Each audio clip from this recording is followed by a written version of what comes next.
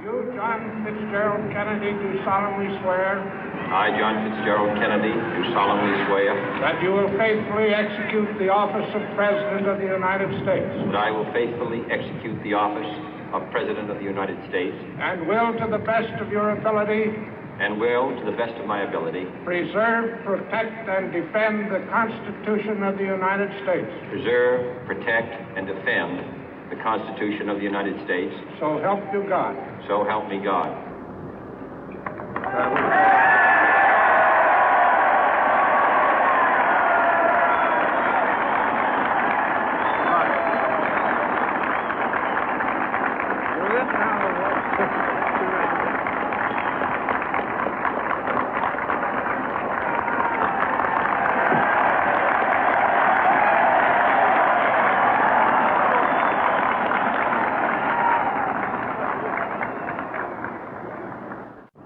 Vice President Johnson, Mr. Speaker, Mr. Chief Justice, President Eisenhower, Vice President Nixon, President Truman, Reverend clergy, fellow citizens.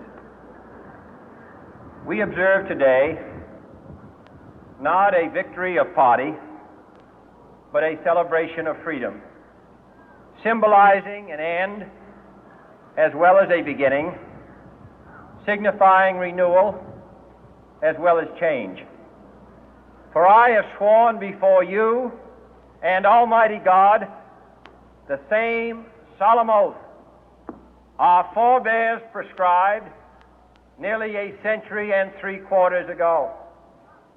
The world is very different now, for man holds in his mortal hands the power to abolish all forms of human poverty and all forms of human life. And yet the same revolutionary beliefs for which our forebears fought are still at issue around the globe. The belief that the rights of man come not from the generosity of the state, but from the hand of God. We dare not forget today that we are the heirs of that first revolution. Let the word go forth from this time and place to friend and foe alike that the torch has been passed to a new generation of Americans born in this century, tempered by war, disciplined by a hard and bitter peace, proud of our ancient heritage, and unwilling to witness or permit the slow undoing of those human rights to which this nation has always been committed and to which we are committed today at home and around the world.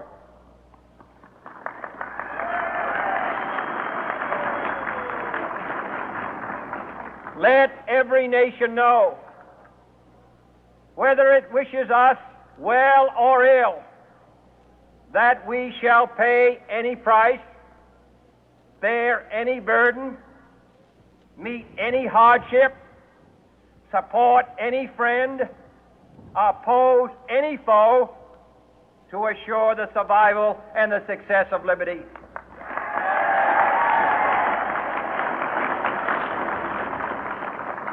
This much we pledge and more. To those old allies whose cultural and spiritual origins we share, we pledge the loyalty of faithful friends. United, there is little we cannot do in a host of cooperative ventures. Divided, there is little we can do, for we dare not meet a powerful challenge at odds and split asunder. To those new states whom we welcome to the ranks of the free, we pledge our word that one form of colonial control shall not have passed away, merely to be replaced by a far more iron tyranny. We shall not always expect to find them supporting our view, but we shall always hope to find them strongly supporting their own freedom, and to remember that in the past, those who foolishly sought power by riding the back of the tiger ended up inside.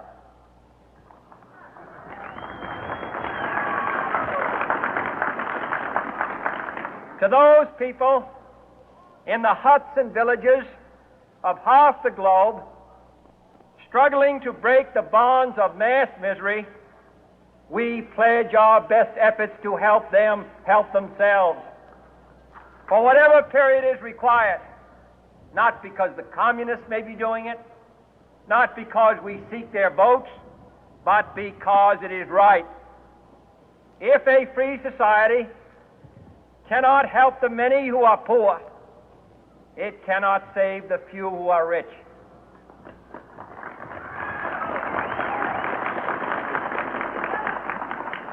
To our sister republics south of our border, we offer a special pledge to convert our good words into good deeds, in a new alliance for progress, to assist free men and free governments in casting off the chains of poverty. But this peaceful revolution of hope cannot become the prey of hostile powers. Let all our neighbors know that we shall join with them to oppose aggression or subversion anywhere in the Americas. And let every other power know that this hemisphere intends to remain the master of its own house.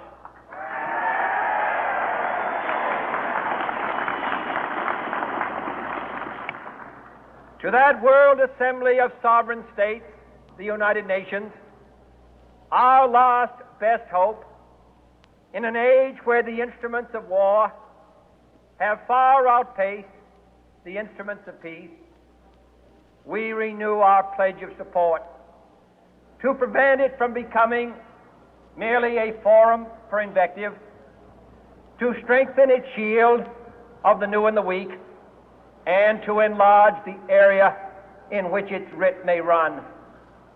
Finally, to those nations who would make themselves our adversary, we offer not a pledge, but a request that both sides begin anew the quest for peace. Before the dark powers of destruction, unleashed by science, engulf all humanity in planned or accidental self-destruction, we dare not tempt them with weakness, for only when our arms are sufficient beyond doubt can we be certain beyond doubt that they will never be employed. But neither can two great and powerful groups of nations take comfort from our present course, both sides overburdened by the cost of modern weapons, both rightly alarmed by the steady spread of the deadly atom, yet both racing to alter that uncertain balance of terror that stays the hand of mankind's final war. So let us begin anew, remembering on both sides that civility is not a sign of weakness, and sincerity is always subject to proof. Let us never negotiate out of fear, but let us never fear to negotiate.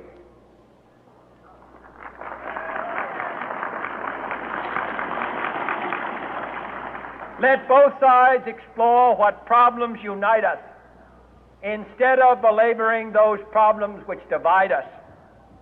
Let both sides, for the first time, formulate serious and precise proposals for the inspection and control of arms, and bring the absolute power to destroy other nations under the absolute control of all nations.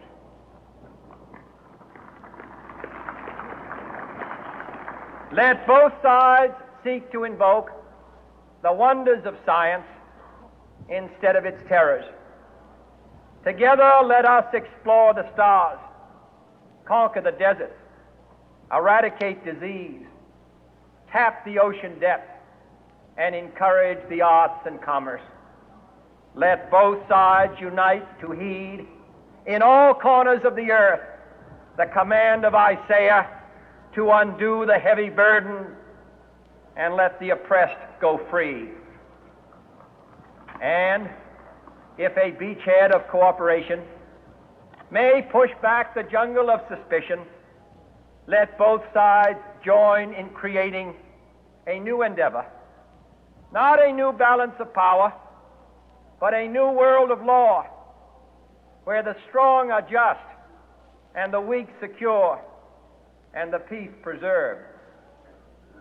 All this will not be finished in the first 100 days, nor will it be finished in the first 1,000 days, nor in the life of this administration, nor even perhaps in our lifetime on this planet.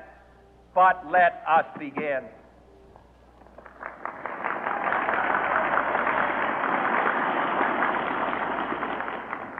In your hands, my fellow citizens, more than mine, will rest the final success or failure of our course. Since this country was founded, each generation of Americans has been summoned to give testimony to its national loyalty. The graves of young Americans who answered the call to service surround the globe. Now the trumpet summons us again, not as a call to bear arms, though arms we need, not as a call to battle, though in battle we are, but a call to bear the burden of a long twilight struggle, year in and year out, rejoicing in hope, patient in tribulation, a struggle against the common enemies of man, tyranny, poverty, disease, and war itself. Can we forge against these enemies a grand and global alliance, north and south, east and west, that can assure a more fruitful life for all mankind? Will you join in that historic effort?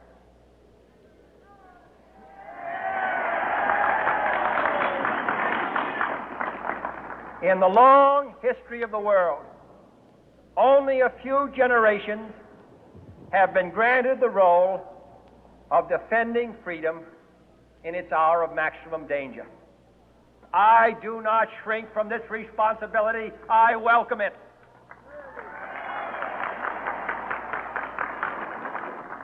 I do not believe that any of us would exchange places with any other people or any other generation. The energy, the faith, the devotion which we bring to this endeavor will light our country and all who serve it. And the glow from that fire can truly light the world. And so, my fellow Americans, ask not what your country can do for you, ask what you can do for your country.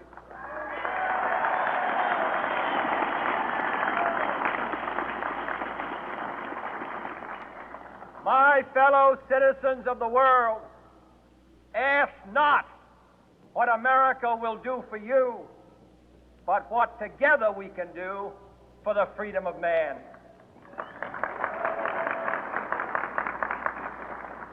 Finally, whether you are citizens of America or citizens of the world, ask of us here the same high standards of strength and sacrifice which we ask of you.